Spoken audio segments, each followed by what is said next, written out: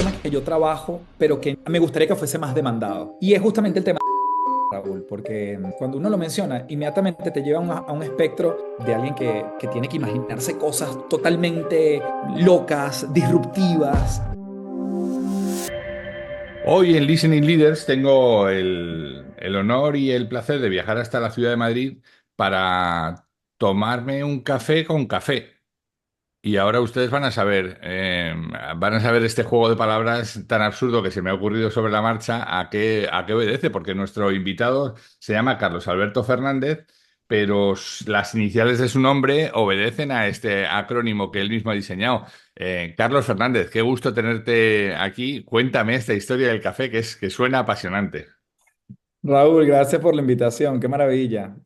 Un placer conectar contigo, con tu audiencia y así fue. Yo no sé si mis papás lo planificaron, pero un día en la escuela me acuerdo que nos mandaron a hacer un dibujo y literalmente nos decían firmen con sus siglas, no con su nombre. Me acuerdo que uno de mis mejores amigos que se llama Luis, sus siglas eran León, literalmente Luis, Ernesto, ta, ta, ta.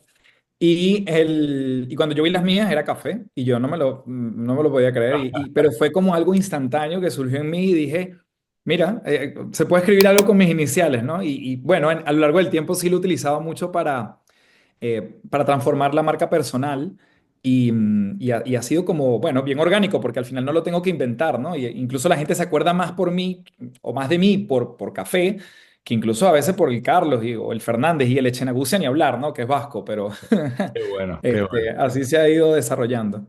Y luego las connotaciones que tiene el café, porque el café, más allá de estimularte y despertarte y todas estas cosas, que es lo que hacemos todos los que a horas tempranas de la mañana le damos, luego tiene ese componente de unir personas, ¿no? Quedamos para tomar un café, ¿no? O sea, y con esto voy adentrándome en lo que haces, ¿no? Porque tú lo que haces es estimular a las personas a que sean una mejor versión de sí mismo. Cuéntame un poco sobre eso. Sí, es una gran analogía y segue que estás tomando porque evidentemente muchas veces nos decimos vamos a tomar un café y ni siquiera terminas tomando café, pero es como, es un código social que nos reúne para ponernos al día o para actualizarnos y yo creo que esa es un poquito la misión que yo descubrí a mis 24 años. Hoy tengo la inversa, tengo 42. Entonces, a mis 24 años me di cuenta que comunicar era una de las grandes cosas que a mí me gustaba hacer. Lo que leía, poderlo decir a más personas, se fue convirtiendo en algo que progresivamente fui haciendo en el mundo corporativo, donde trabajaba y ahí trabajé durante 13 años, y me fueron dando como la oportunidad de comunicar ciertas cosas, de meterme en procesos de formación donde nada más habían gerentes, pero yo era un coordinador, pero alguien vio en mí como esa naturaleza de querer comunicar, de no quedarme las cosas, de tratar de aterrizar conceptos difíciles de una manera simple. Y me dieron la oportunidad ahí en el mundo corporativo y eventualmente di el brinco y lo transformé en mi emprendimiento, ¿no? Ya en el 2013. Ujú. Eh, Así que, bueno, en ese momento pensaba que todos mis clientes iban a ser emprendedores o pequeñas y medianas empresas, pero entendí, como tú lo sabes, que las grandes corporaciones también sufren de lo que sufren los emprendedores y las pequeñas y medianas empresas. Así que me fueron llamando compañías grandes para hablar de temas como liderazgo, comunicación, trabajo en equipo, motivación. Es decir, una cantidad de tópicos que se engloban en lo que son las habilidades blandas o los power skills. Y así he recorrido este camino los últimos 10 años acompañando a las empresas. Yo siempre digo que tuve jefes buenos y jefes malos, y por eso es que hoy formo a líderes en empresas.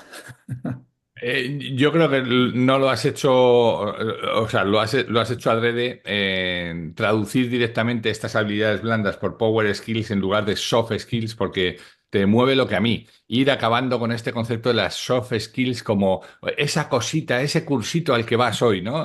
Con la potencia que hoy tienen en un mundo en el que las personas tienen que mejorar sus habilidades permanentemente, ¿no? Total, es un recurso que siempre va a estar allí. Yo creo que igual se le ha dado más peso en los últimos tiempos. A mí me alegra, por ejemplo, y para mí, no sé cómo lo ves tú, pero desde el punto de vista de lo que fue la pandemia, estos temas han sido más relevantes, ¿no? Nos dimos cuenta que la salud mental era algo muy importante en el ser humano. Las empresas que no estaban allí empezaron a estarlo porque entendían que si alguien emocionalmente no está bien, eso repercute, incluso si lo ves egoístamente, en la productividad y en los resultados de tu compañía. Entonces, si no le prestas atención a tu gente, en el fondo no le estás prestando atención a los resultados que quieres de tu gente. Y creo que con la pandemia se abrió un poco más a hablar del tema emocional, a hablar de temas como mindfulness, que no es mi especialidad, pero sí se ha visto un poco más abierto a temas que antes sonaban mucho más elevados, hasta místicos, casi esotéricos, pero dependiendo de la evolución o el nivel de la compañía, estos espacios cada vez se hacen más comunes, cosa que, bueno, a todos nos alegra, porque esto es un camino constante en construcción todo el tiempo. Tú has trabajado, déjame que les pongamos en situación a los oyentes. Tú has trabajado, eres originario de Venezuela, has trabajado muchos años y vivido en Chile y ahora estás radicado en España, aunque tu ámbito de actuación está allá donde una empresa o un colectivo te pide que vayas a dar una charla y hablas de temas de motivación, liderazgo, innovación, comunicación, optimización, como tú acabas de decir, ¿no? ¿Qué obtiene una empresa cuando busca un speaker y le pone entre, además sé que lo haces a medida, entre 1 hora y 8 horas, ¿no? En función de las necesidades de la gente. ¿Qué obtiene una empresa cuando llama a un speaker como tú? ¿Qué es lo que persigue? ¿Qué es lo que finalmente te obtiene como beneficio? Bueno, la esperanza, porque no deja de ser también una esperanza, una bonita ilusión, es ir a sembrar algo que concientice al equipo de trabajo y que haya algo de esas herramientas que ellos lo puedan poner en práctica de manera inmediata, ¿no?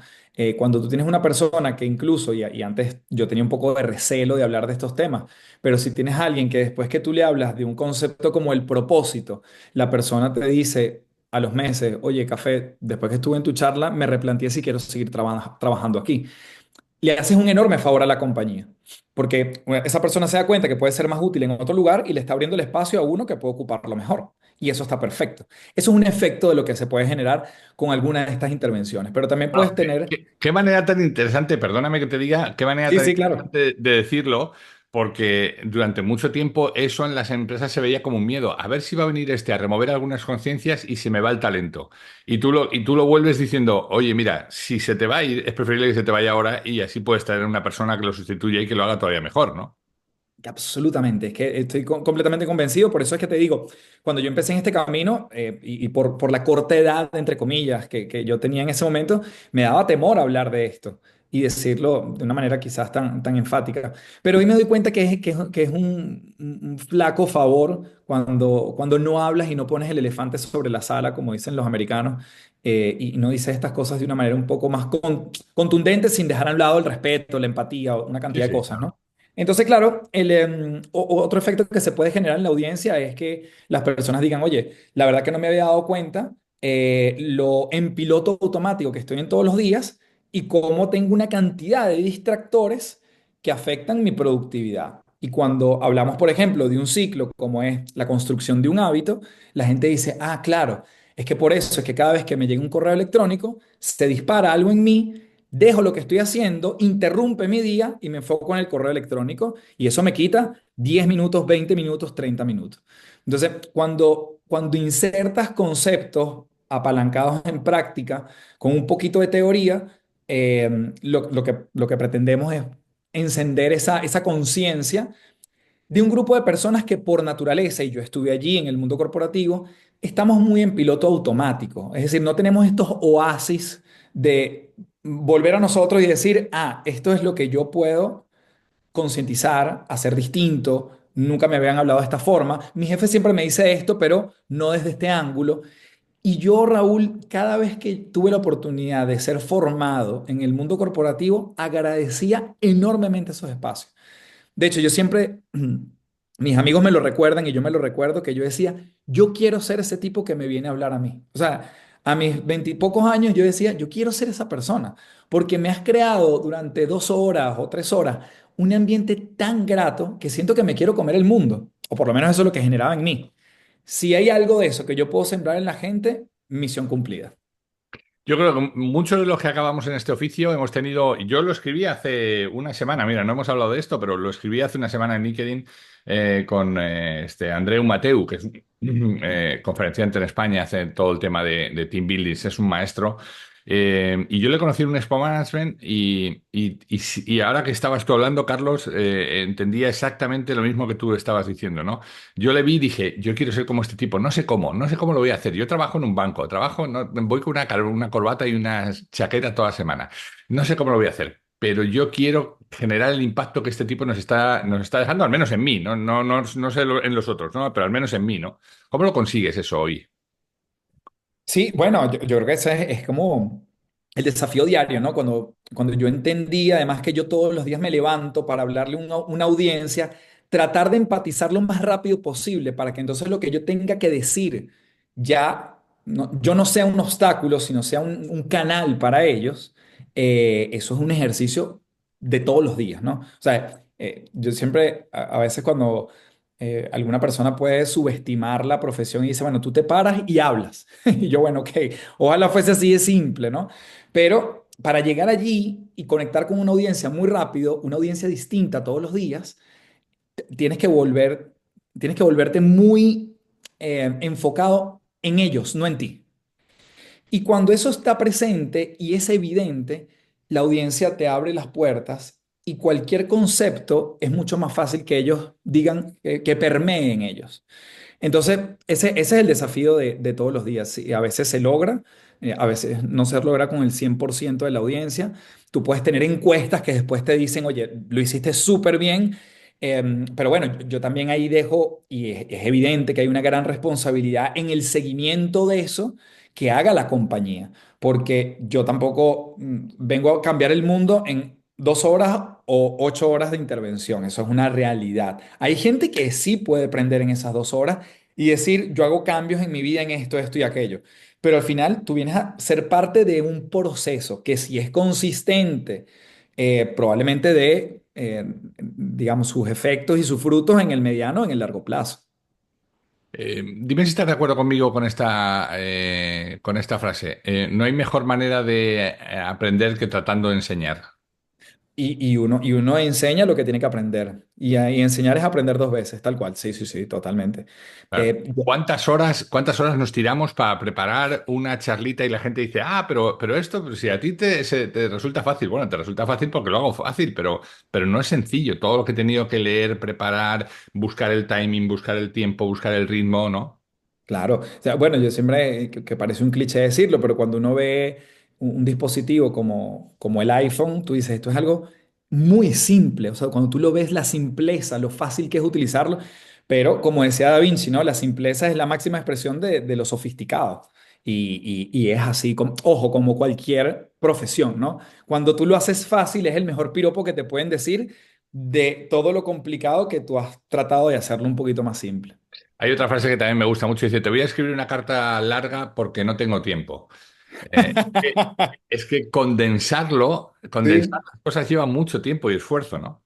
sí, sí, sí, sí, total, me encanta esa. Para lo que tú y yo hacemos, ¿no? Que es sentarte frente a un auditorio y, como dices, enganchar rápido, porque si no tienes una parte que se te está marchando, ¿no? O que ya se te ha marchado de entrada, o que no sabe por qué está ahí, ¿no? Porque también eso imagino que te pasa, ¿no? ¿Cómo enganchas con esa gente que llega, se sienta y le ves la cara y está diciendo, a ver cuánto, esto he dicho que acababa a las 12, bueno, a ver si acaba pronto, ¿no? ¿Cómo haces para...? No, total, eso siempre va a suceder. Siempre hay dos tipos de público, los que vienen voluntariamente y los que los mandaron, los que Exacto. no tuvieron opción, los que el jefe les dijo tienes que estar ahí, o los que lo invitó recursos humanos, o los que, O los que le bueno, llamaron a las sustituyen 9, a alguien. los que le llamaron a las 9 menos 10 para decirle, oye, hay que reinar este grupo porque se nos ha quedado muy corto, venga, vete para allá, que yo lo he vivido, 20. ¿eh? Entonces, ¿Cómo claro, haces? digamos, los que están voluntariamente y los que no. Pero como tú no tienes la posibilidad de distinguir necesariamente quiénes son unos u otros, lo que yo procuro particularmente es empatizar muy rápido con actividades que incorporen el cuerpo. Es decir, que ellos se tengan que movilizar. Porque independiente, cuando yo te digo a ti, desplázate por la sala, toma una persona la que menos conozcas de la sala y pregúntale, ¿qué harías si te ganaras la lotería?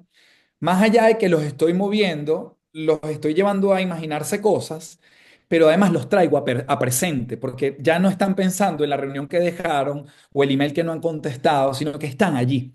Mientras más rápido siento yo que se hace eso, ellos van a decir, ah, ok, inconscientemente, claro, ya no estoy perdiendo el tiempo, ya tiene sentido que esté aquí, déjame ver qué más tiene, que tiene que entregarme este espacio, ¿no? Ni siquiera yo, sino el espacio como tal, porque obviamente los otros te están entregando información y contenido.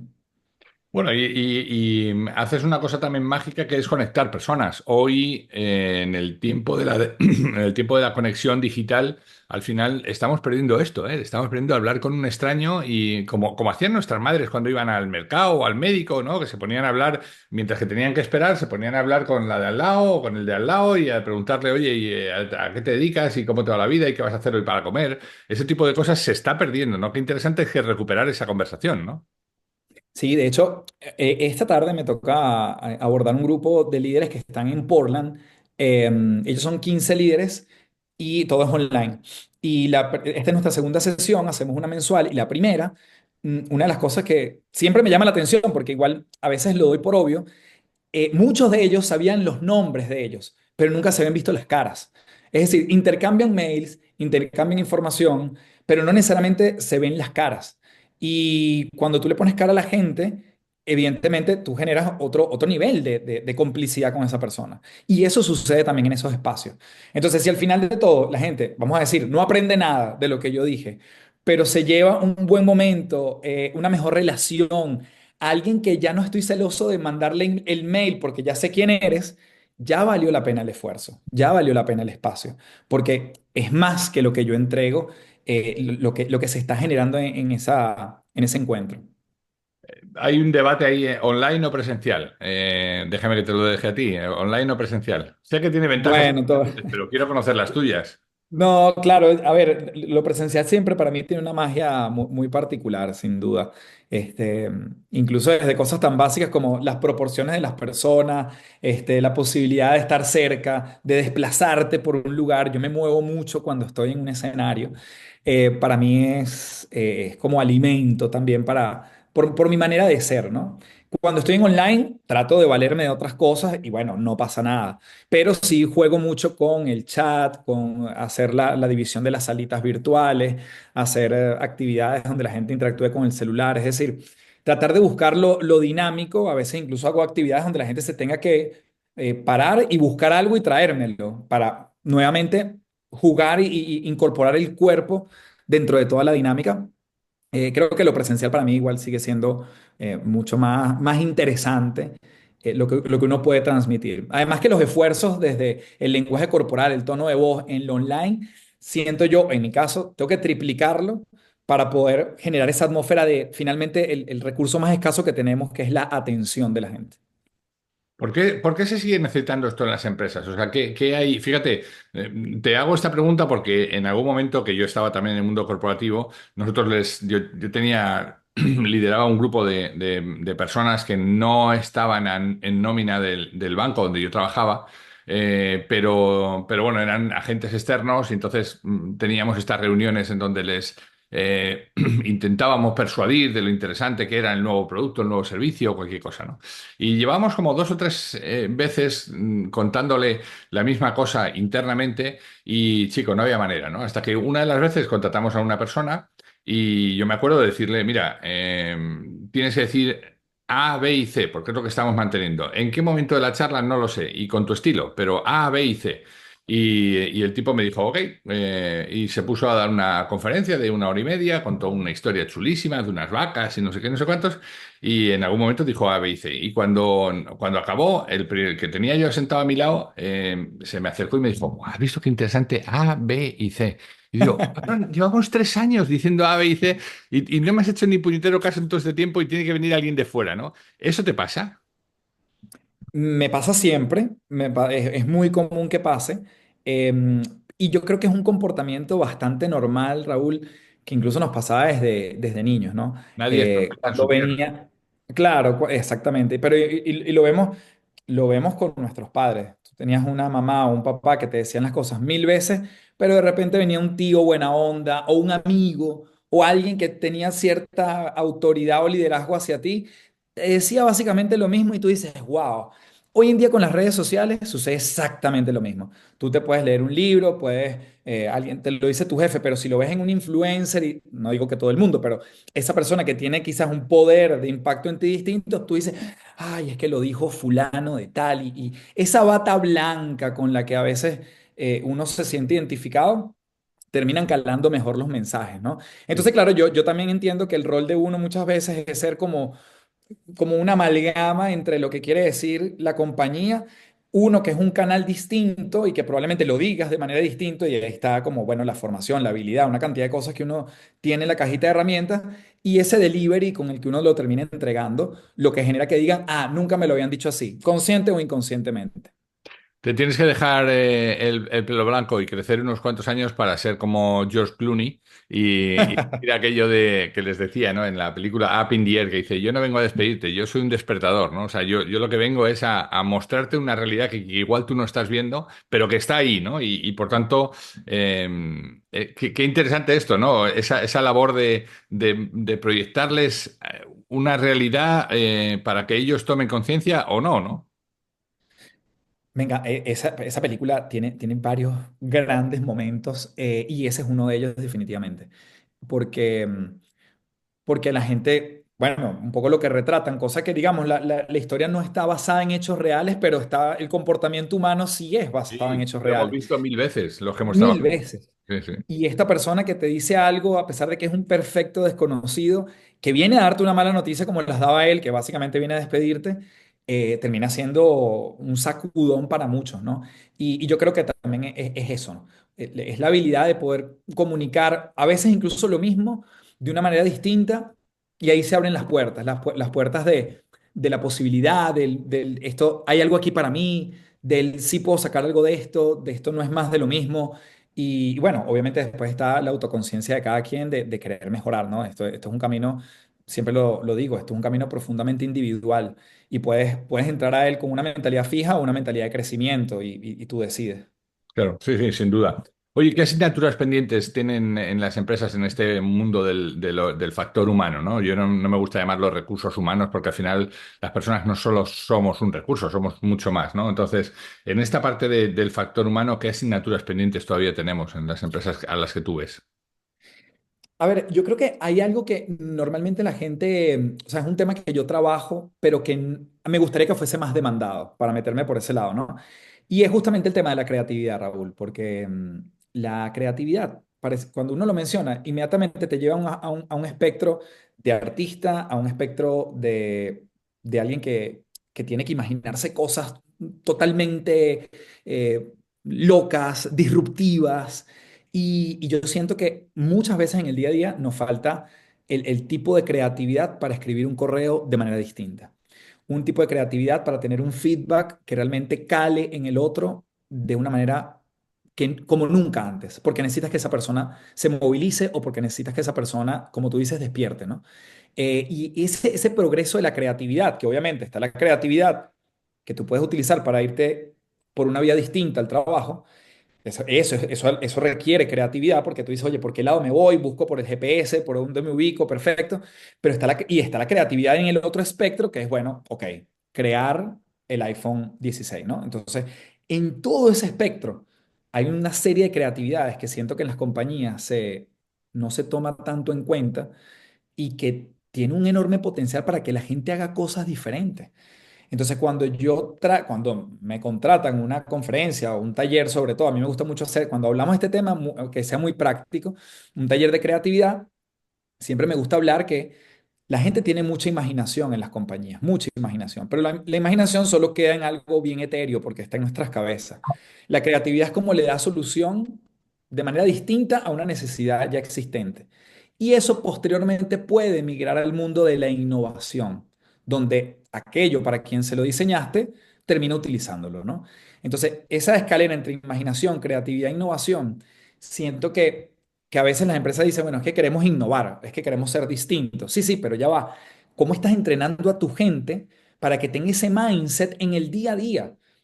Porque resolver qué haces con un recurso, con una persona, Sí, con una sala que no te dieron para la reunión, con una persona que te faltó porque tiene una licencia y se fue por varios días, o por una chica que quedó embarazada y vas a estar varios meses sin ella, esa creatividad normalmente la gente lo va resolviendo en el camino, pero no hay un proceso, no hay herramientas donde la gente diga, también para esto tengo que ser creativo. Entonces, si yo tuviese que escoger una, porque evidentemente siempre la gente va a estar pendiente de los temas de comunicación o de feedback o de liderazgo. Los líderes son los primeros normalmente que se forman, o el área de ventas para que vendan más.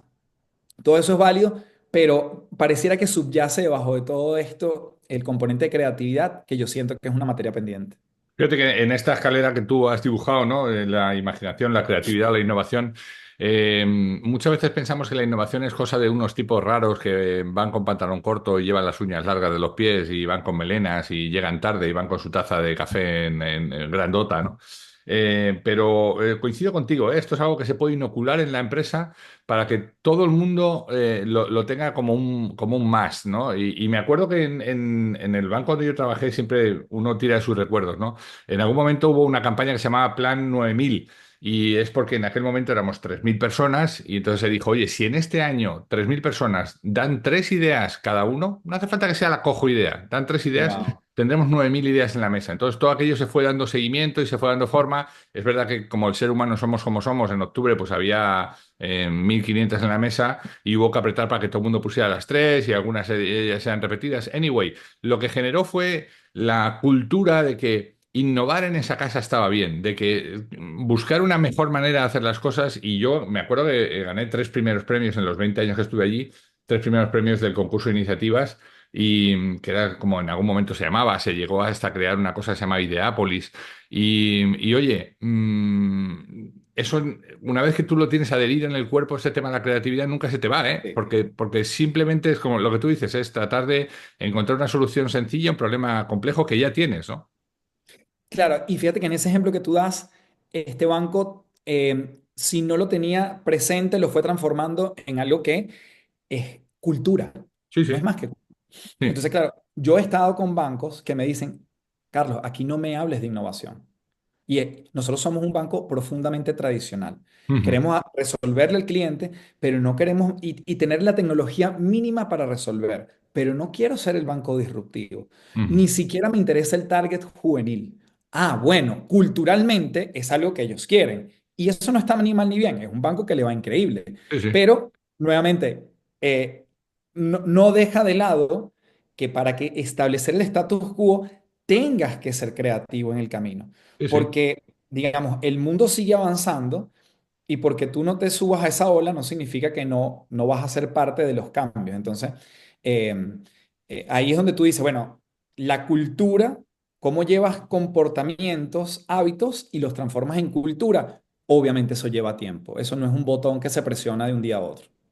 Pero luego además también tienes que ser, yo creo que ahí entra un espacio en el que te has movido también, ¿no? El tema de la coherencia. O sea, no se puede armar un evento como el tuyo para decirles, oye, lo importante que son las personas y lo importante que es el equipo y no sé qué, y luego los despides por WhatsApp.